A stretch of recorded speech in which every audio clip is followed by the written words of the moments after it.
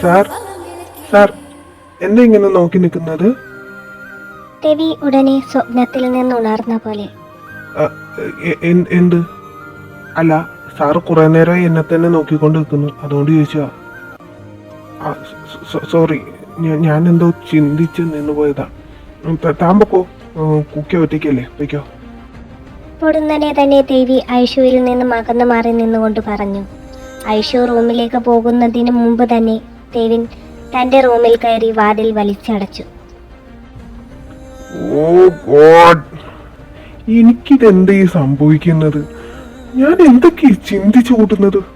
ഓ ദേവി, അത് നിന്റെ പ്രാണനല്ല, വാടകയ്ക്ക് വിലക്ക് വാങ്ങിയ ഒരു വ്യക്തിയാണ്, അതും ഒരു പുരുഷൻ.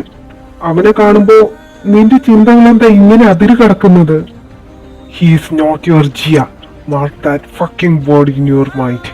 Dam it. ഇല്ല, ഇനി ഞാൻ കുറച്ചുകൂടി കെയർഫുൾ ആയിരിക്കണം. ആ ഫാൻസി ഡ്രസ് ബോയിയെ കാണുമ്പോൾ ഒരിക്കലും ഇനി എൻ്റെ ചിന്തകൾ ജിയയിലേക്ക് പോകില്ല. He's just for rent.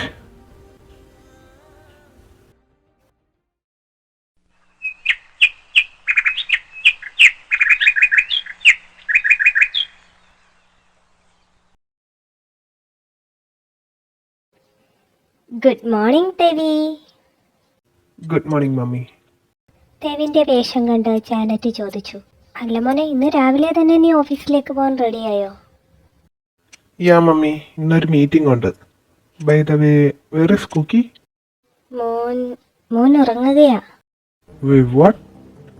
What the time now? അവൻ ഇപ്പോഴും കിടന്നുറങ്ങുകയാണെന്നോ? Can believe it.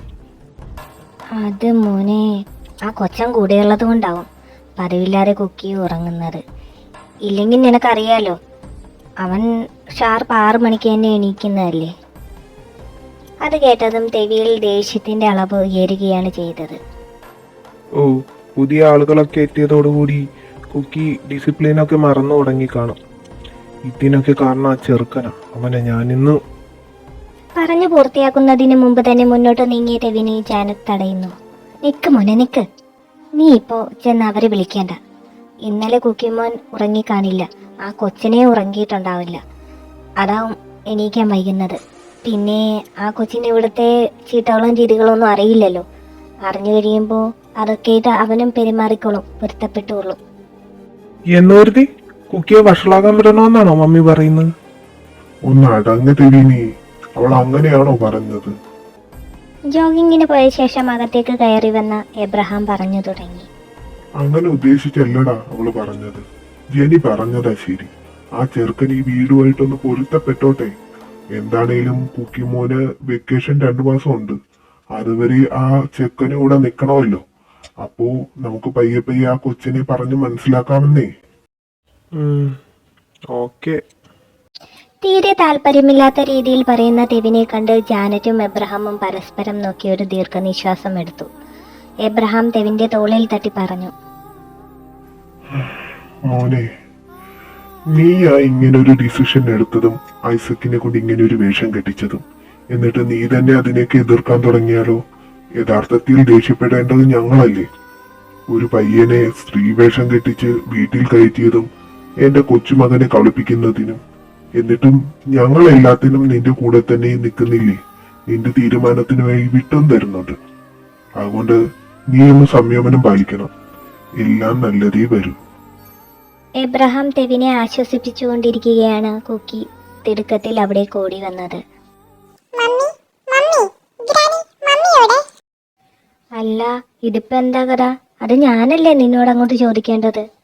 ഇന്നലെ ഒരു ഗുഡ് നൈറ്റും പറഞ്ഞ് എന്നെ മുറിയിൽ നിന്ന് ഓടിച്ചു വിട്ടിട്ട് നിന്റെ മമ്മി എന്നോട് വന്ന് ചോദിച്ചാ ഞാൻ ഇവിടുന്ന് എടുത്തിട്ട് തരാനാ? അത് ശരിയാ, പക്ഷേ മമ്മിയെ റൂമിൽ കാണുന്നില്ല.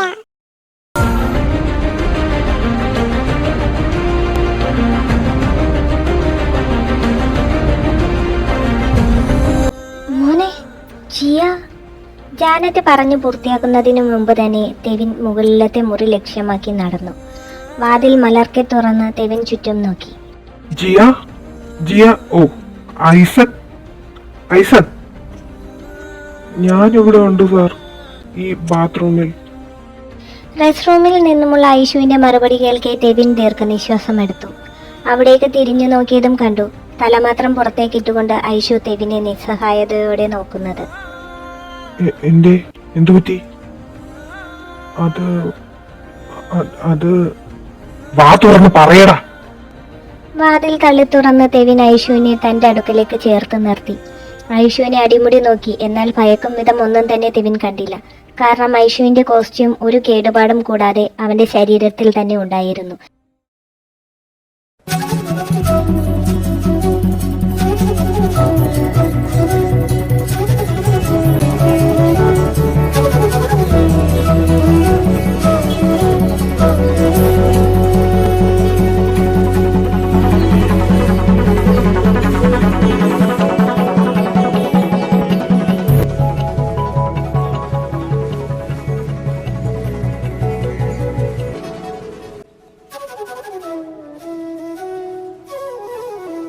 നിന്റെ കോസ്റ്റ്യൂമിന് കുഴപ്പമൊന്നുമില്ലല്ലോ, പിന്നെ നീ എന്തിനാ ഇവിടെ ഒളിച്ചിരിക്കുന്നത്? എന്തൊരു അബദ്ധം പറ്റി. രാവിലെ ഉറക്കമുണർന്ന ഞാൻ കുക്കീനെ ഞാൻ എന്റെ ഒറിജിനൽ വോയിസിൽ വിളിച്ചുണർത്താൻ ശ്രമിച്ചു.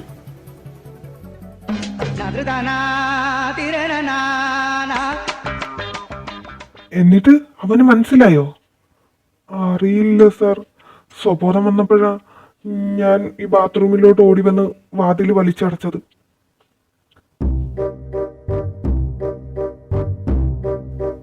നീ എന്താ സംസാരിച്ചത്? അത് ഞാൻ കുക്കിമോനെ എഴുന്നേൽപ്പിക്കാൻ ശ്രമിച്ചതാണ്.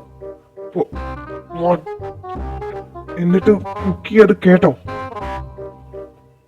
എനിക്കറിയില്ല സാർ.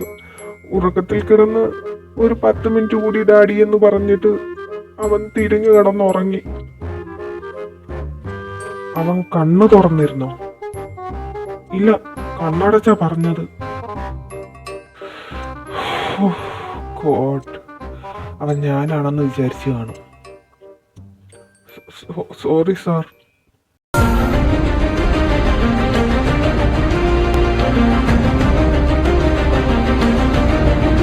കെയർഫുൾ ആയിരിക്കണമെന്ന് പലതവണ നിന്നോട് ഞാൻ പറഞ്ഞതല്ലേ. അവൻ കണ്ണു തുറന്നിരുന്നെങ്കിൽ, നിന്നെ കണ്ടിരുന്നെങ്കിൽ, ഇങ്ങനെ ഒരു വേഷം കെട്ടിച്ചതിന് ഞാനായിരിക്കും അവന്റെ മുന്നിൽ ഏറ്റവും വലിയ ഫ്രോഡ് ആവുക.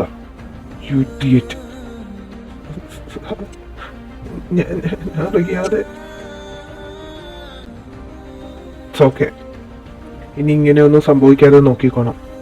പിന്നെ ഇനി ഇവിടെ നിന്ന് പോകുന്നത് വരെ പെൺകുട്ടിയാണ്. സോ ഒരു പെണ്ണിനെ പോലെ തന്നെ നീ അഭിനയിക്കുകയല്ല വേണ്ടത്, ജീവിക്കാൻ ശീലിക്കുക.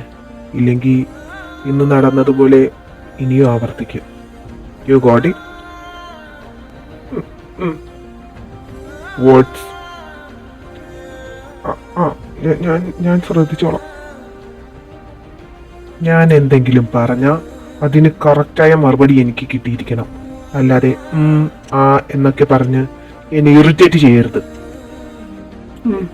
ഓ സോറി, മനസ്സിലായി. ഗുഡ്. എന്നാ താഴേക്ക് വാ, നിന്നെ കാണാഞ്ഞിട്ട് കുക്കി അന്വേഷിക്കുന്നുണ്ട്. അതും പറഞ്ഞ് ടെവിൻ ലിവിംഗ് റൂം ലക്ഷ്യമാക്കി നടന്നു. പിന്നാലെ ഐഷു. എന്നാൽ കുക്കിയെ ദൂരെ നിന്നും കണ്ട ഐഷു ഒരു ചെറു ഭയത്താൽ അവിടെ നിന്നു. കാൽപെരുമാറ്റം കേൾക്കാതെ വന്നപ്പോൾ തിരിഞ്ഞു നോക്കിയ ടെവിൻ കാണുന്നത് ഭയത്താൽ നിൽക്കുന്ന ഐഷുവിനെയാണ്. വാ, പേടിക്കണ്ട, ഇത് ഞാൻ മാനേജ് ചെയ്തോളാം.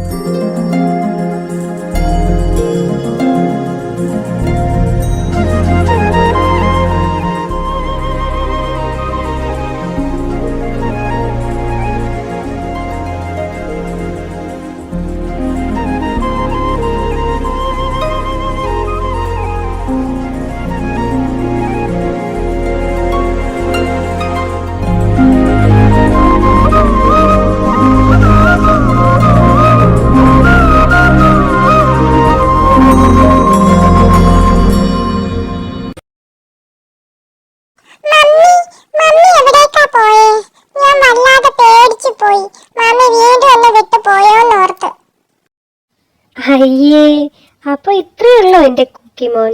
ഞാനൊന്ന് ബാത്റൂമിൽ പോയതല്ലേ. മോനൊന്ന് ബാത്റൂമിൽ നോക്കിയിരുന്നേ, മമ്മി അവിടെ കാണാറുന്നല്ലോ.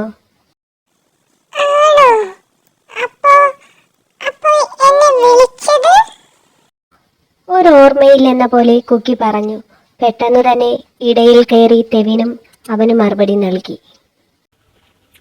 അത് ഞാനാ. ജിയ റെസ്റ്റ് റൂമിൽ കയറിയപ്പോ നിന്നെ വിളിക്കാൻ വന്നത് ഞാനാ.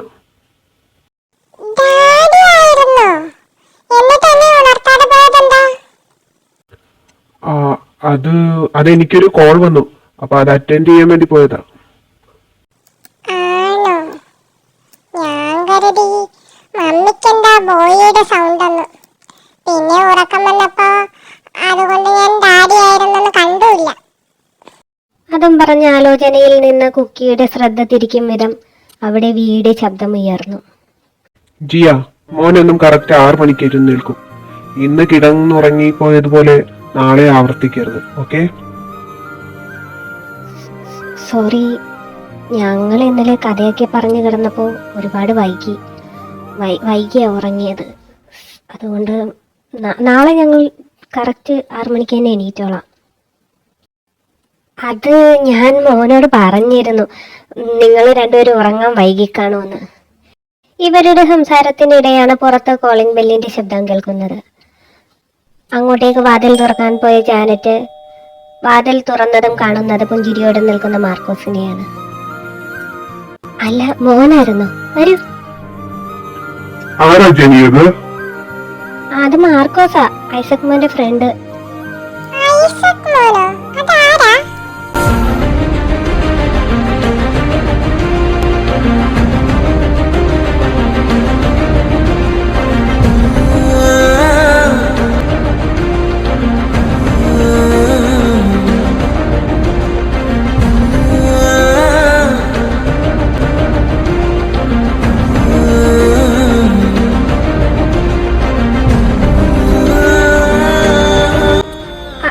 ഐസക്കോ? ഏത് ഐസക്? ആവോ, എന്റെ ഫ്രണ്ടിന്റെ മോന്റെ പേരാ ഐസക് എന്ന്. അവന്റെ ഫ്രണ്ടായത്. അപ്പൊ ചേച്ചിക്ക് അമ്മച്ചിയെ അറിയാമോ?